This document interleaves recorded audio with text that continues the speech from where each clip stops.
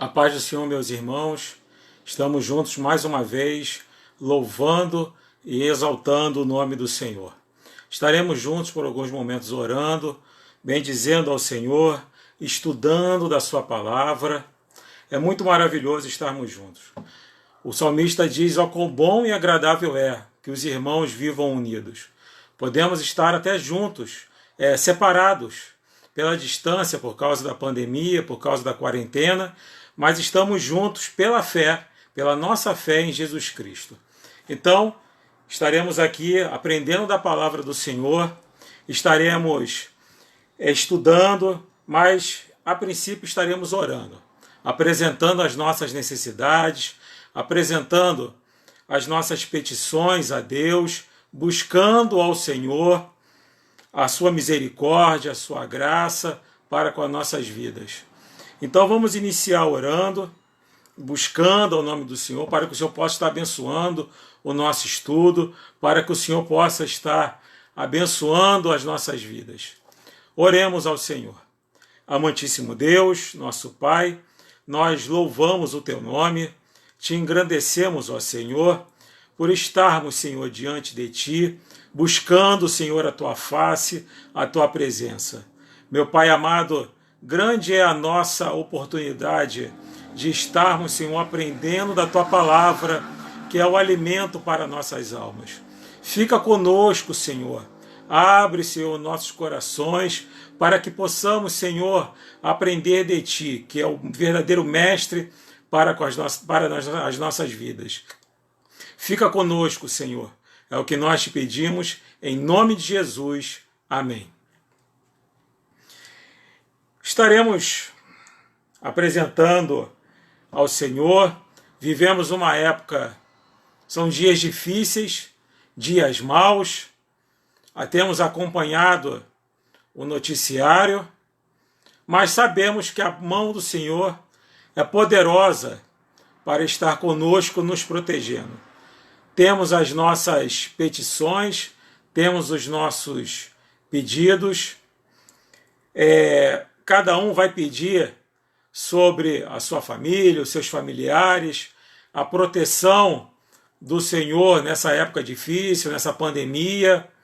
Mas eu gostaria de convidar os irmãos para fazer uma oração especial. Além dos nossos pedidos, o nosso pastor, orarmos pela nossa igreja, eu gostaria de pedir aos irmãos para estarmos orando também pelos profissionais de saúde, corajosos, que têm ali estado na linha de frente, um lugar onde ninguém gostaria de estar, mas eles estão ali fazendo o seu trabalho, desempenhando o seu papel. Então, eu convido a você a orarmos também, além das nossas petições. Se você tiver alguma coisa para apresentar ao Senhor, coloque aí nos comentários. Nós vamos estar orando, apresentando a Deus. Não vamos ter momentos de louvores, porque diferente do pastor, eu não toco violão, não toco nenhum instrumento, mas vamos estar orando. Vamos procurar fazer um bom período de oração e apresente aí os seus pedidos. Eu tenho mais a agradecer a Deus pelas bênçãos, apesar das lutas, apesar das dificuldades, de tudo que nós temos passado. Deus tem guardado a minha casa, guardado a minha família. Vamos orar também pelos enfermos da nossa igreja, a irmã Andréia, que ainda está internada, vamos orar por ela, orar pelo nosso pastor, que não tem se cansado em prestar assistência aos enfermos da casa do Senhor. Tem ali, ele falou comigo hoje, eu falei com ele, ele estava ali correndo, ia levar remédio para casa de uma família, e depois ia visitar um irmão que estava no hospital. Então ali o pastor sempre correndo, ali sempre atendendo às necessidades da igreja. E como eu falei, orar também pelos profissionais de saúde. Mas Deus sabe as necessidades de cada um, o que cada um de nós precisa, antes mesmo que nós possamos abrir os nossos lábios. Deus já conhece as nossas necessidades, Deus já conhece o que nós vamos pedir, Deus já conhece o que nós vamos falar. Então, tudo está nas mãos de Deus. Então, eu convido a você a estarmos juntos em oração, levantando assim uma oração a Deus em favor do Brasil, em favor do mundo, para que Deus possa repreender essa doença, para que Deus possa repreender esse mal que tem assolado a humanidade, que tem causado espanto na humanidade. A irmã Marlene só tem a agradecer também, eu só tenho a agradecer também. Mas vamos orar a Deus, porque a oração do justo pode muito em seus efeitos. Como eu falei no início, não estamos juntos fisicamente, mas estamos juntos na nossa fé em Cristo Jesus. Então nós vamos orar agradecendo a Deus e depois logo após, nós vamos já entrar no estudo dessa noite. Aqueles que viram o vídeo no Zap da igreja, ou então no Facebook da igreja, nós vamos estar estudando sobre a parábola do fariseu e do publicano, que é um grande ensinamento, mostra um grande ensinamento para as nossas vidas. A irmã Maria Ângela da Costa diz que agradece pelas bênçãos, em especial as recebidas hoje por mim e pelo meu filho. Louvado seja o nome do Senhor. Vamos orar então, agradecendo a Deus. Meu Pai, mais uma vez, ó Senhor, estamos diante de Ti, buscando a Tua face, Senhor, porque somos carentes, ó Senhor, precisamos, ó Senhor, de Ti. Sem Ti, ó Senhor, sem a Tua poderosa mão, Senhor, nas nossas vidas, nós não podemos fazer nada. Meu Pai, Te louvamos em primeiro lugar pelas bênçãos recebidas, Senhor, pelo Teu povo, ó Senhor, pelos livramentos, ó Senhor, que Tu tens dado, Senhor, a cada um de nós, Senhor. Muito obrigado, Senhor, porque podemos ver, Senhor, a Tua poderosa mão em nossas vidas. Meu Pai, oramos também, Senhor, pelos enfermos, Senhor, da Tua casa. Muitos são os senhores enfermos.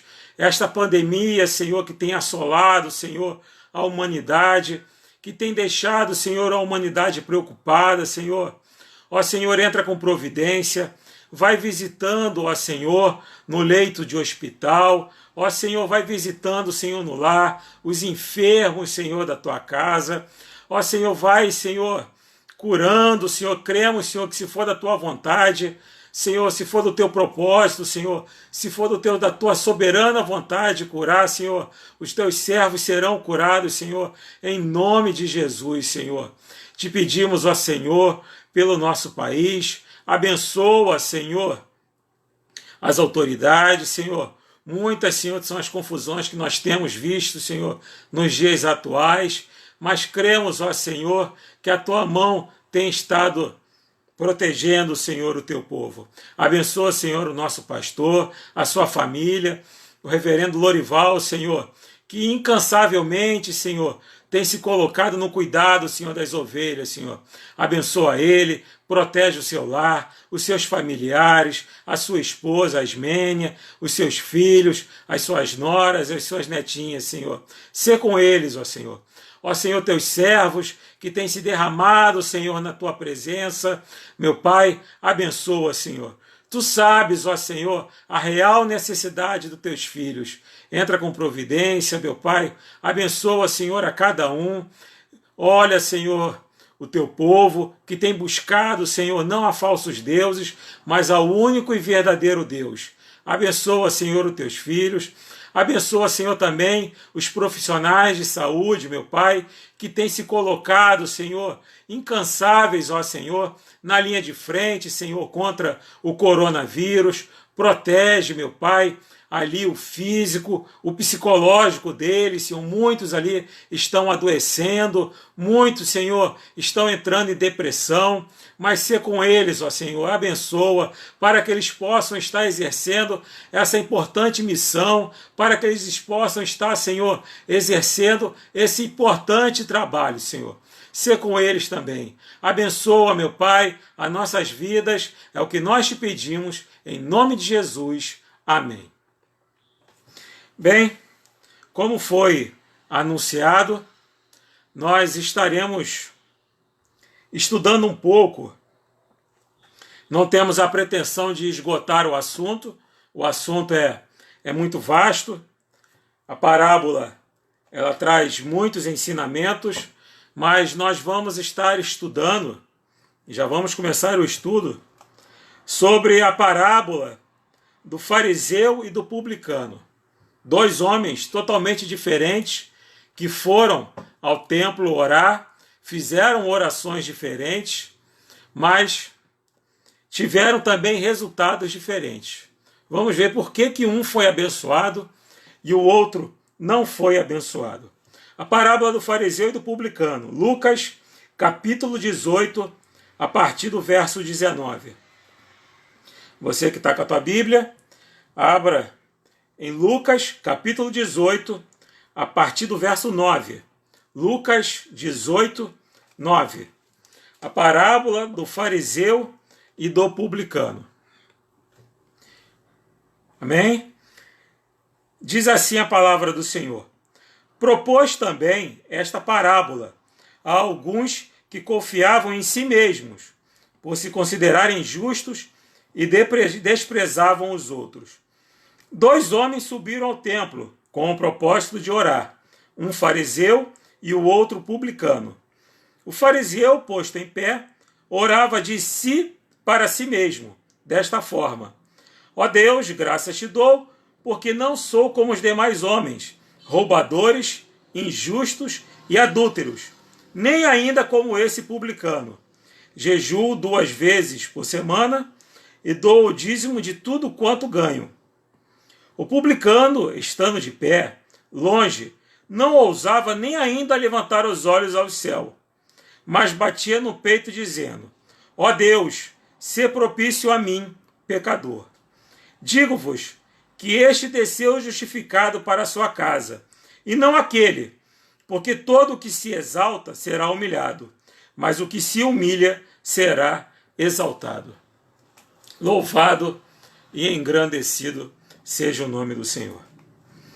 A palavra nos mostra que essa parábola do fariseu e do publicano, ela vem logo após uma outra parábola, que é a parábola do juiz iníquo.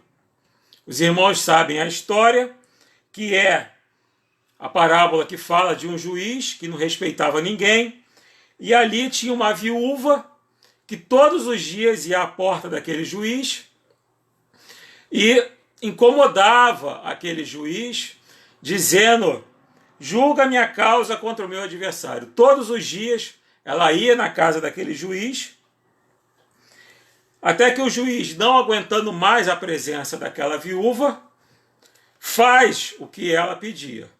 E Jesus termina aquela parábola dizendo, lá no verso 6 do capítulo 18: Então disse ao Senhor: considerai no que diz este juiz iníquo.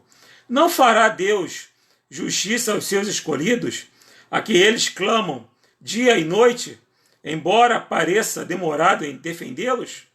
Digo-vos, porém, depressa, lhes fará justiça. Contudo, quando vier o Filho do Homem, achará porventura fé na terra? Então ele inicia lá no verso 9 dizendo: propôs também essa parábola a alguns que confiavam em si mesmos, por se considerarem justos e desprezarem os outros. É possível que, após ouvirem a parábola do juiz iníquo, alguns ali consideraram: não, mas se fosse eu orando, Deus atenderia instantaneamente, porque eu sou melhor, porque eu sou justo. Ele pode até não atender os outros, mas a mim Deus atende, porque eu sou o melhor entre toda a humanidade. Então, provavelmente, era esse pensamento ali do público ouvinte ao ouvir a parábola do juiz iníquo. Então Jesus, que é aquele que conhece os corações, ele propõe outra parábola, que é a parábola que nós lemos do fariseu e do publicano.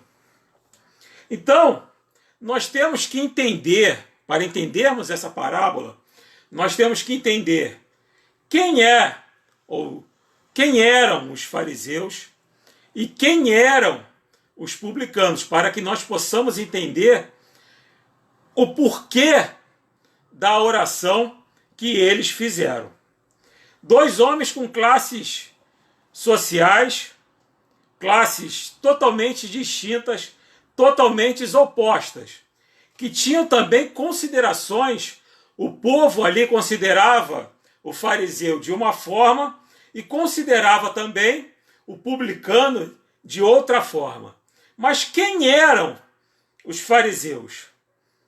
Os fariseus, eles faziam parte de uma das principais seitas dos judeus. Qual eram as principais seitas ali nos tempos que aparecem na Bíblia ali nos evangelhos? Eram os fariseus, os saduceus e os herodianos. Tinha também os essênios, mas os essênios viviam isolados e não são citados no evangelho. Então nós temos os fariseus, os saduceus e os herodianos. A seita farisaica, ela surge ali no cativeiro babilônico de Israel. O que acontece? O povo estava distante, Israel estava distante de Jerusalém, distante do templo. Então surge uma figura ali no culto judaico que persiste até hoje, que é a sinagoga. Com o surgimento da sinagoga, surge também os fariseus. Os fariseus, eles eram ligados à sinagoga. Eles não eram ligados assim ao templo de Jerusalém. Eles eram diferentes dos saduceus. Os saduceus, sim, eles eram ligados aos templos, ao templo de Jerusalém. O fariseu não. Eles percorriam até as terras de Israel, ensinando o povo. Eles eram ligados à sinagoga. Tanto que quando o templo de Jerusalém foi destruído no ano 70, a seita dos saduceus acaba. Não tem propósito. O templo acabou, a seita dos saduceus acaba. Mas a dos fariseus continuou. Continuou e acabou dando origem ao nosso judaísmo moderno. O judaísmo moderno, o judaísmo que nós vemos nos dias de hoje, é descendente da seita dos fariseus. Eles estavam, como eu falei, sempre junto ali ensinando ao povo. E os saduceus ficavam mais próximos ali da realeza, mais próximo do templo, eram os sacerdotes. Os saduceus, na sua maioria ali, eram os sacerdotes, o sumo sacerdote eram dos saduceus. Os fariseus eram os mestres itinerantes que ficavam nas sinagogas ensinando o povo. O interessante é que, apesar de terem feito uma ferrenha oposição ao Senhor Jesus no seu ministério, Jesus, ele não condena a doutrina farisaica, a doutrina dos fariseus. Como nós vemos lá em Mateus, no capítulo 23, Mateus, capítulo 23, versos 1 a 3. Diz assim: Então falou Jesus às multidões e aos seus discípulos. Na cadeira de Moisés se assentam os escribas e os fariseus. Fazei e guardai, pois, tudo o que eles vos disserem. Porém, não os imiteis nas suas obras, porque dizem e não fazem. Nós vemos aqui o capítulo 23 de Mateus, que é a repreensão que Jesus faz aos fariseus. Jesus em nenhum momento repreende a doutrina dos fariseus.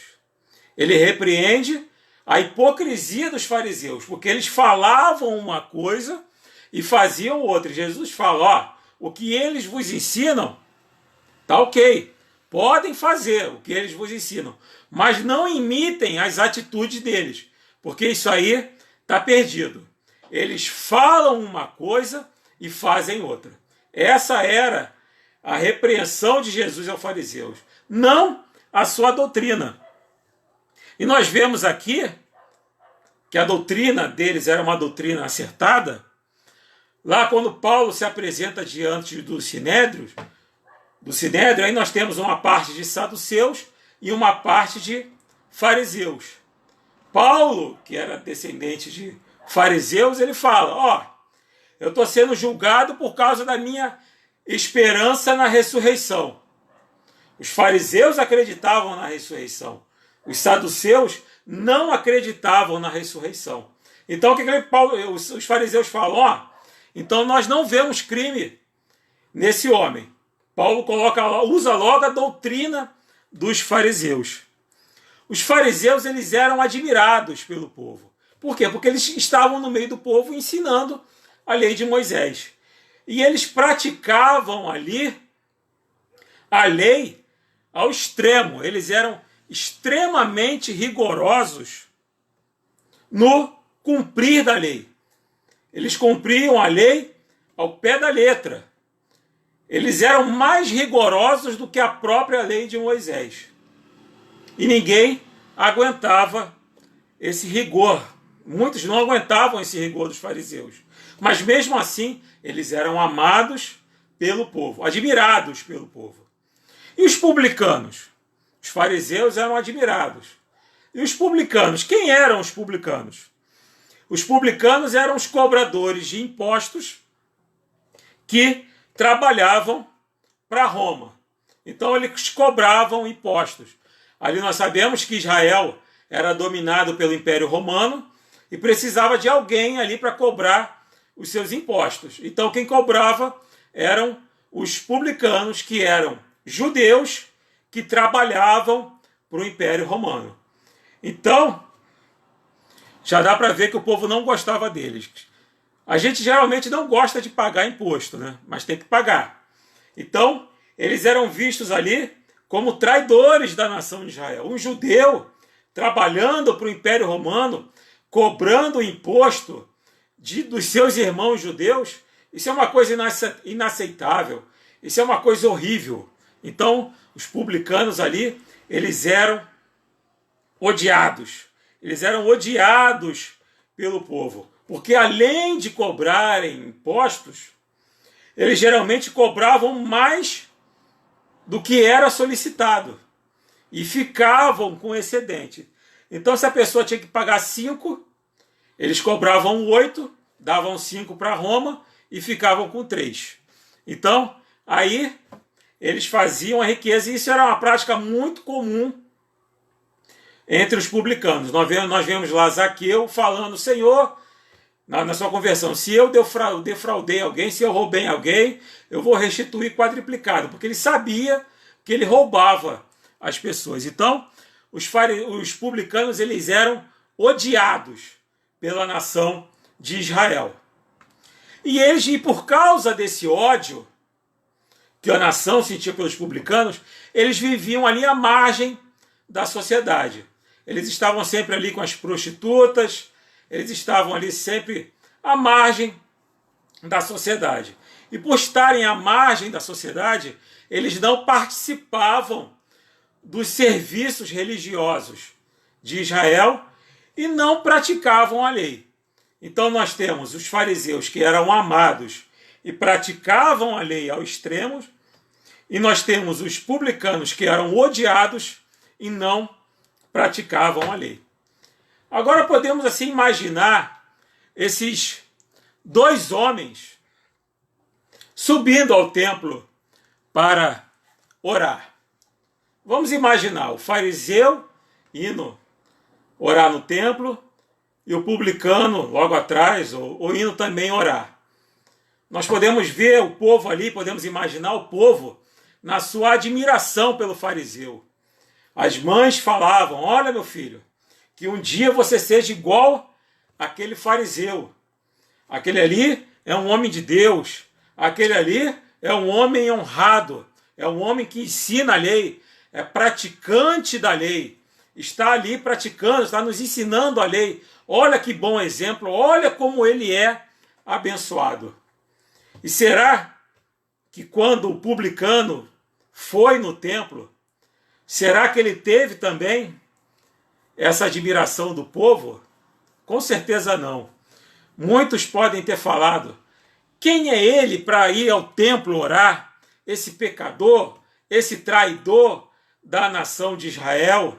E aqueles homens foram ali, nós imaginamos, recebendo ali um elogio e o outro crítica, e acabaram chegando ali ao templo. E ali, as suas orações refletem o que cada um tinha no seu coração.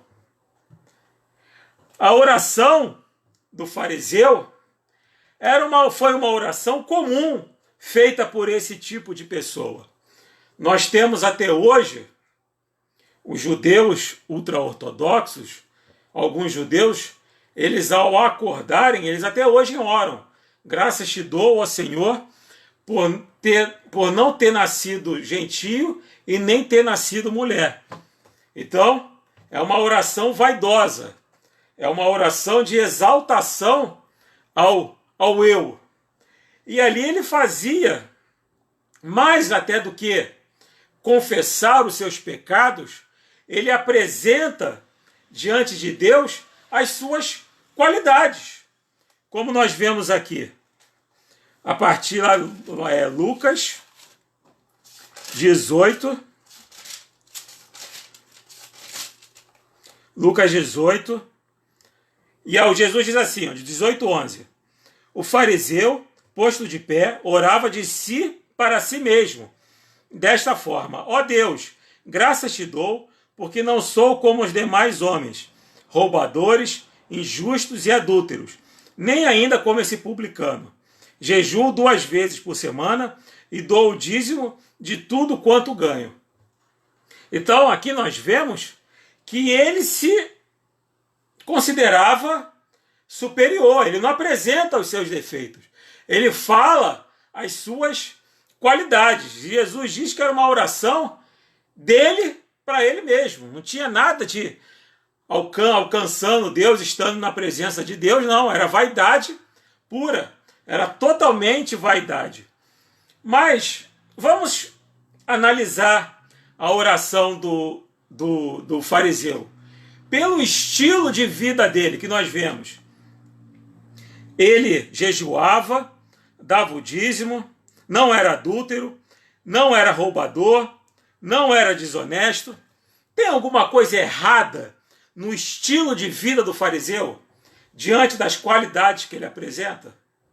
Se nós formos analisar friamente, não. Mas o problema não está no seu estilo de vida. Pelo contrário, Jesus, até como nós vimos, elogiava o estilo de vida, a doutrina dos fariseus.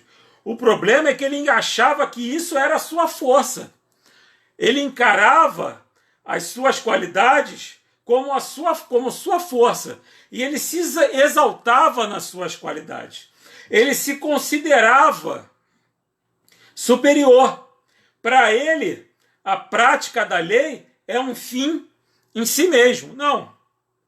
Se eu for honesto, se eu for praticar a lei, Deus vai me abençoar. Se eu der o dízimo, se eu orar, se eu for honesto, Deus vai me abençoar. Não tem por que Deus não me abençoar. Eu sendo um cumpridor da lei aqui, sendo justo, não adulterando, não sendo roubador, sendo dizimista, Deus vai me abençoar. Então ali a lei, para ele, não era algo que o levava à presença de Deus. Era um fim em si mesmo. Vou ser cumpridor da lei e Deus vai me abençoar. Então nós vemos que hoje em dia não é muito diferente do que em alguns lugares nós vemos. Muitas pessoas assim, não, eu sou honesto, sou trabalhador, levo o pão para dentro da minha casa, não falta nada, eu sou dizimista, eu oro, eu jejuo, então Deus vai me abençoar porque eu faço isso tudo. Então nós vemos que Jesus diz que essa oração foi uma oração de si, dele mesmo, para ele mesmo. Não tinha nada ali de Deus ali, para Deus.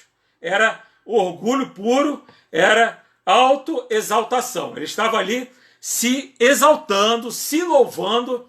Ele não estava ali para louvar a Deus, para engrandecer a Deus. Ele estava ali para se louvar, para mostrar as suas qualidades. E ele ainda diz, eu te louvo, Senhor, porque eu não sou igual àquele publicano que está ali. Eu sou muito superior a ele. Aquele ali, ele não pratica a lei, mas eu pratico. Eu sou praticante da lei. Aquele ali é um desonesto. Eu não. Eu sou honesto. E tu vai me abençoar. E como é que foi a oração do publicano? Foi uma oração bem simples. Ó Deus, sê propício a mim, pecador. Foi a oração do publicano. Foi uma oração muito simples. Demonstra até que ele não tinha muita prática na oração. Ele não tinha. O publicano, ele não estava acostumado a fazer orações, ele não estava acostumado a praticar a lei. Ele vivia à margem. Então ele ali se apresenta e faz uma oração daquilo que estava no seu coração. Ó Deus, sê propício a mim, pecador. Ele não tinha prática nenhuma de oração. Nós vemos ali, comparando com o Salmo 51, o Salmo do arrependimento de Davi, nós vemos que Davi faz ali um salmo maravilhoso de arrependimento. Porque Davi tinha prática no louvor, tinha prática na adoração, tinha prática na exaltação, na oração, mas esse publicano aqui não, ele não tinha prática nenhuma, ele não estava acostumado a orar. Ele colocou, ele abriu o coração diante de Deus. Ó Deus, sê propício a mim, pecador.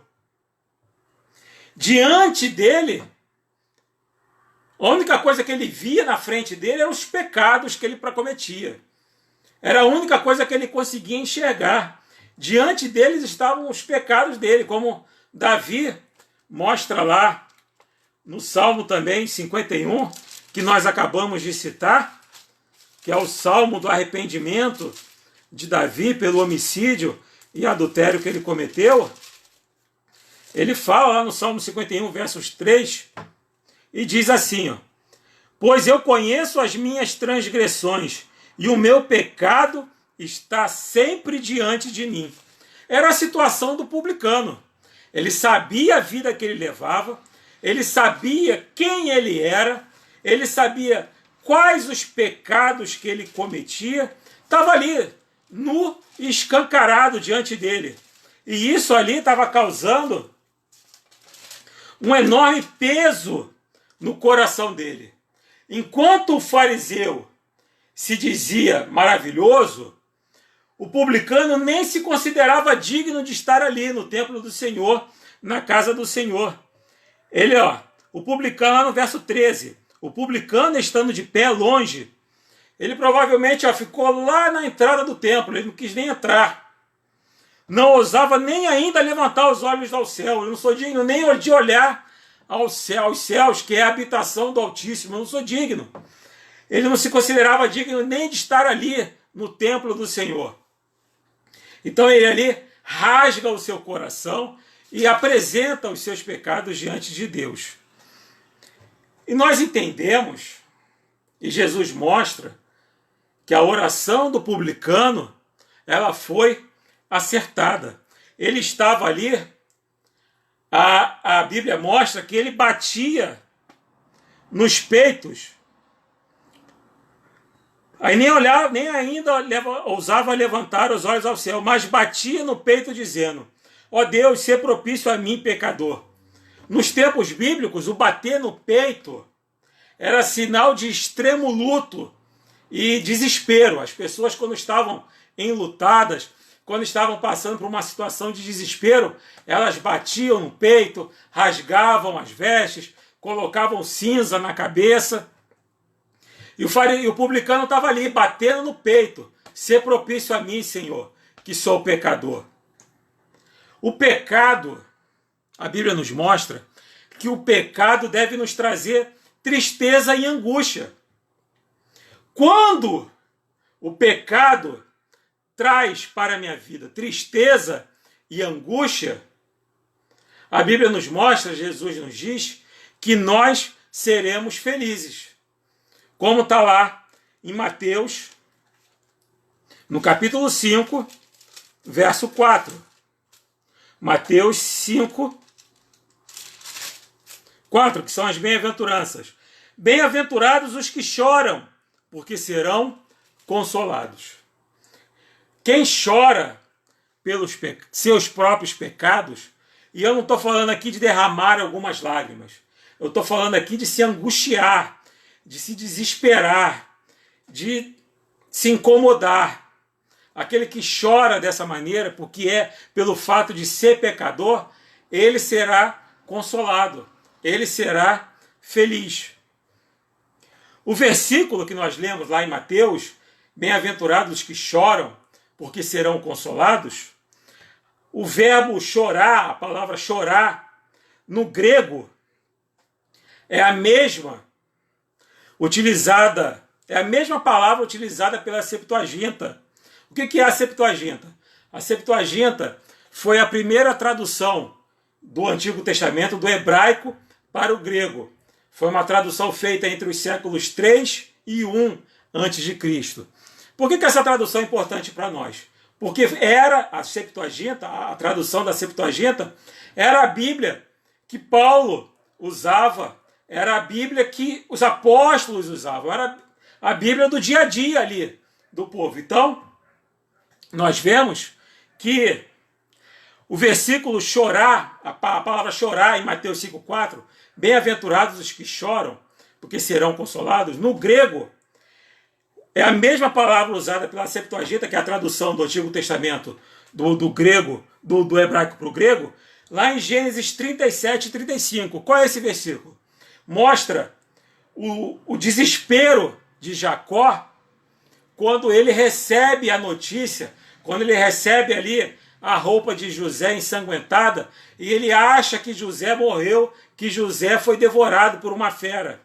Ele recebe ali a túnica de José ensanguentada, e ali o choro de Jacó, a palavra usada para designar esse choro de Jacó, é a mesma palavra em Mateus no capítulo 5, verso 4. Então nós vemos aqui que Mateus 5, 4 não fala de um choro qualquer. É um choro de desespero. É um choro de luto. É um choro de extrema tristeza.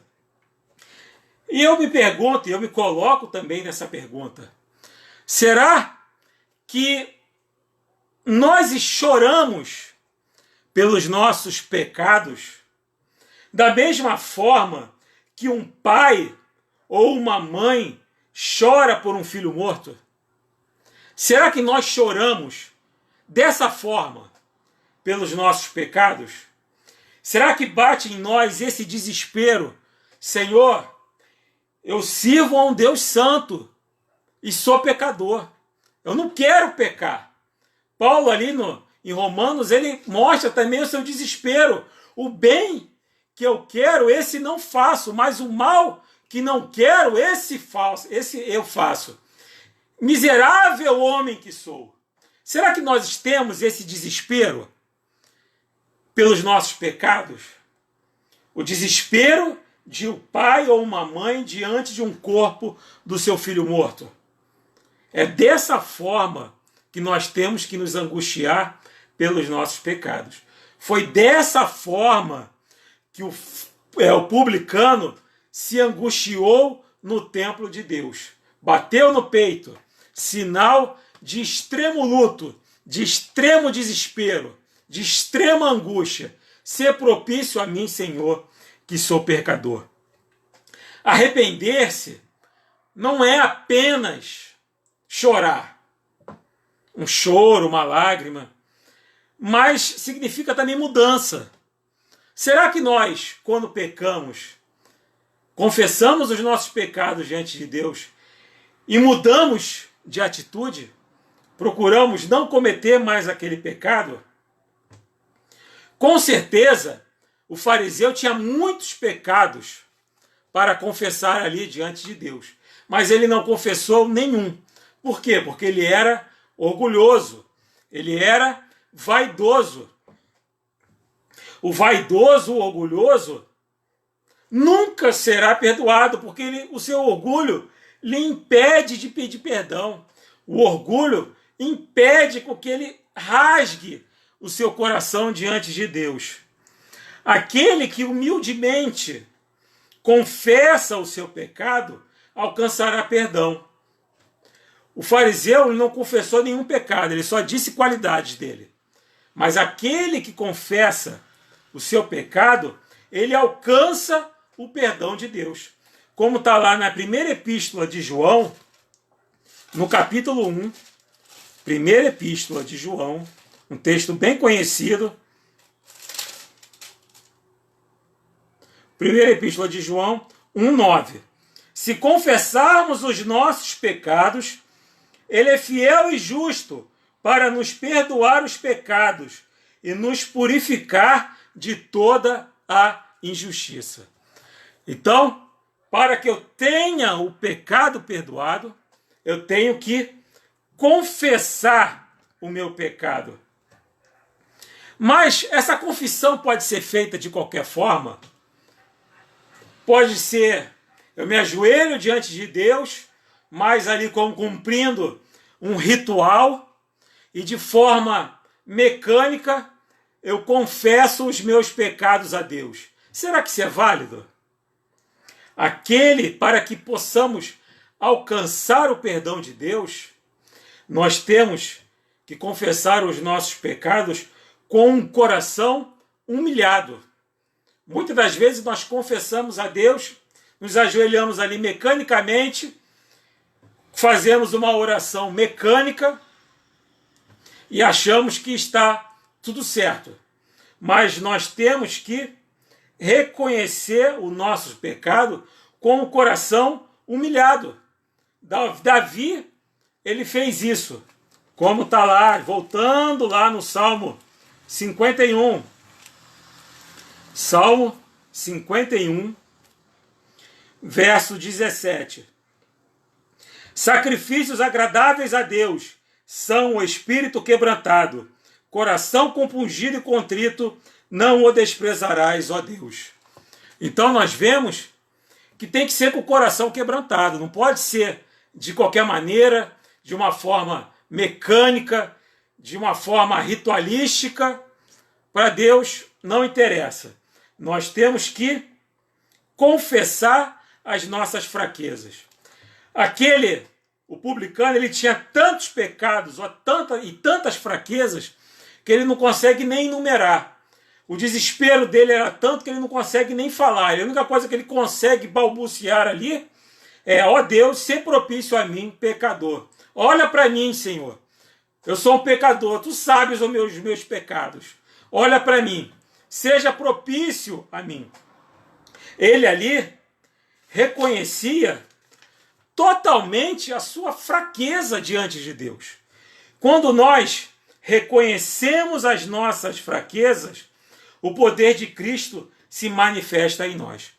Quando eu reconheço que não sou nada, quando nós reconhecemos que não somos nada, que nós somos pecadores, que não podemos dar um só passo sem a presença de Deus, não podemos fazer nada sem Jesus Cristo, aí o poder de Deus se manifesta em nós. Como está lá na segunda epístola de Paulo aos Coríntios, no capítulo 12, verso 9, que é a parte lá, o texto bem conhecido do espinho da carne. Paulo ali ora a Deus, então ele diz assim, Deus diz para Paulo: então ele me disse, a minha graça te basta, porque o poder se aperfeiçoa na fraqueza. De boa vontade, pois, mas me gloriarei nas fraquezas, para que sobre mim repouse o poder de Cristo.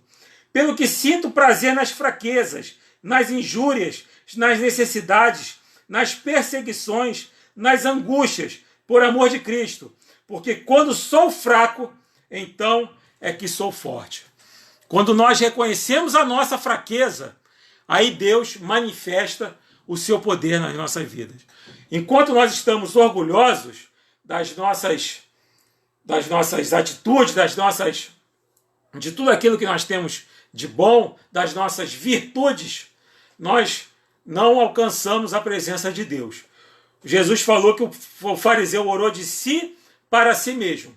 Não teve nada de Deus ali. Mas quando nós reconhecemos a nossa fraqueza, quando nós reconhecemos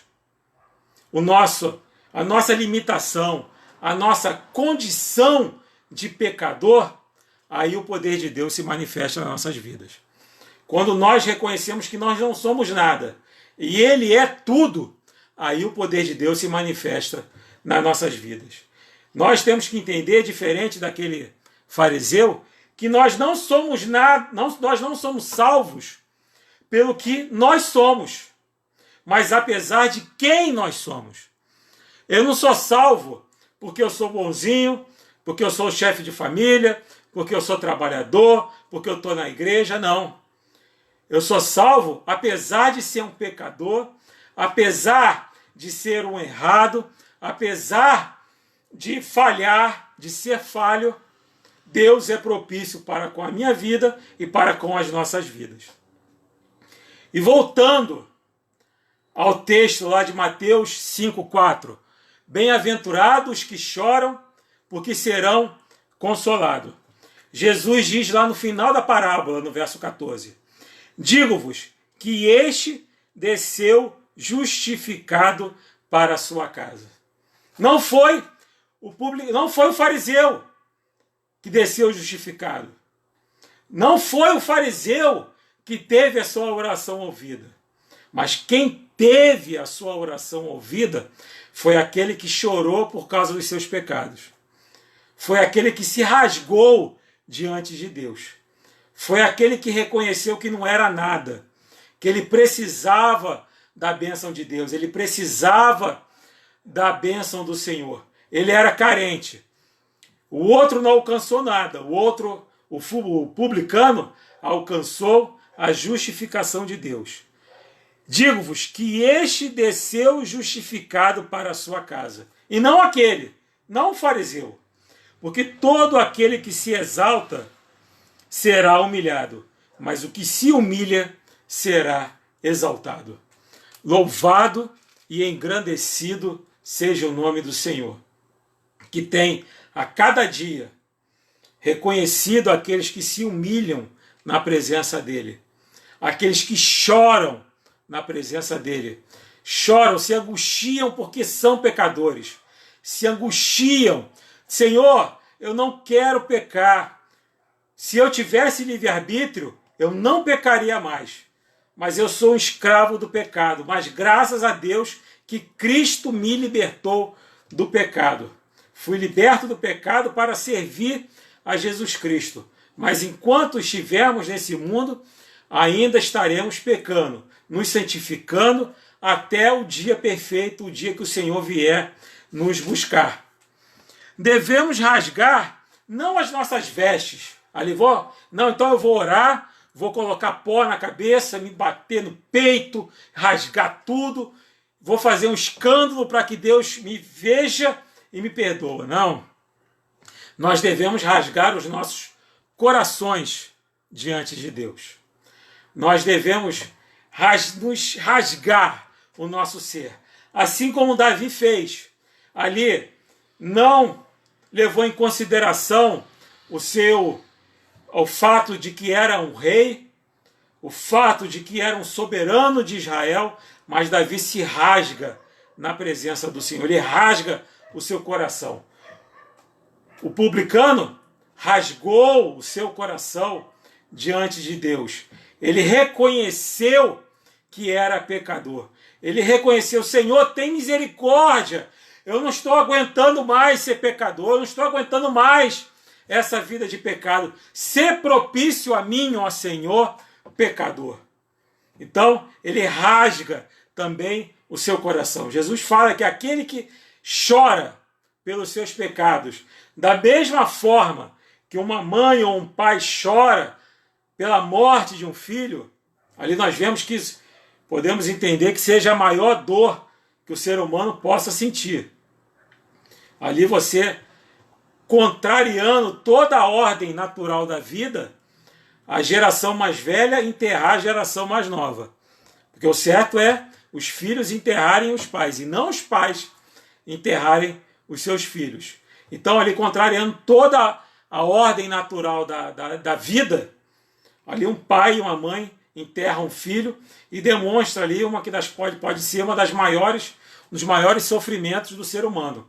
E Jesus fala que aquele que sofre dessa maneira, pelo fato de ser um pecador, esse vai ser consolado.